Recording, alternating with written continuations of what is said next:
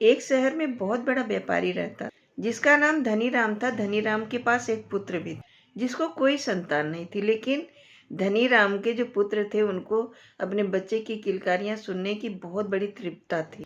धनीराम अपने पुत्र से कहने लगा कि मुझे कोई पोता ला के दे। धनीराम इतने अमीर थे कि वहां उनके जैसा कोई अमीर था ही नहीं, लेकिन अपने घर के वारिस अपने पोते को नहीं होने के लिए वह बहुत चिंतित में रहते थे। पोता नहीं था, उसके कारण बहुत दुखी थे।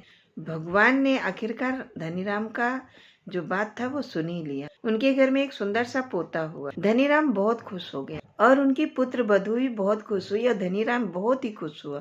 उसने पूरे गांव में ऐलान कर दिया, आज हमारे गांव में संध्या के समय बहुत बड़ा एक आयोजन रखा जाएगा। उस आयोजन में राजभोग होगा, जिसमें सभी गांव वालों को आना है। गांव वालों के साथ साथ उनके जो गांव में छोटा सा व्यापारी रहता था उसे भी बुलाया गया। वह व्यापारी इतना काम में मस्त रहता था कि उसको भूल गया कि मुझे कपड़े क्या पहनना है। उसको यहाँ तक की फुर्सत नहीं रहती थी कि उसने खाया क्या है।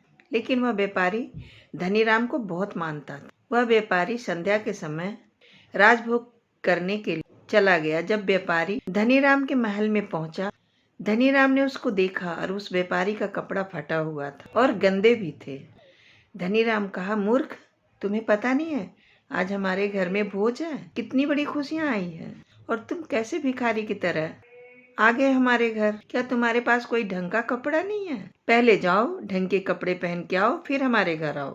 धनीराम उस छोटे व्यापारी से ऐसे कहा। छोटा व्यापारी घर चला गया।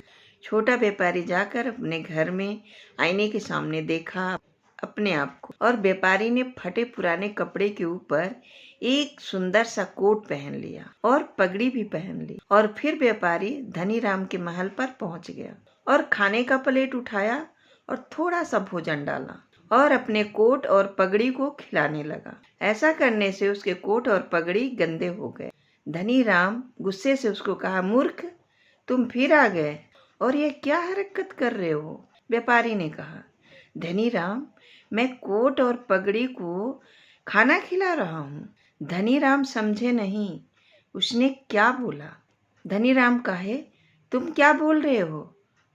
तब व्यापारी ने जवाब दिया, जब हम किसी खास मौके पे खाना रखते हैं और भोज करते हैं तो कुछ लोग यूं ही आ जाते हैं ताकि औपचारिकता निभाया जाए, और कुछ लोग दिल से आते हैं और कुछ लोग आपके साथ औपचारिकता से नहीं जुड़ते। इसीलिए कभी उन्हें ठेस मत पहुंचाना, वरना आपको मालूम नहीं चलेगा कि पत्थर जमा करते करते कब आपने हीरे को खो दिया। दोस्तों, आपको जिंदगी बदल देने वाली कहानी कैसी लगी कमेंट में जरूर बताइएगा।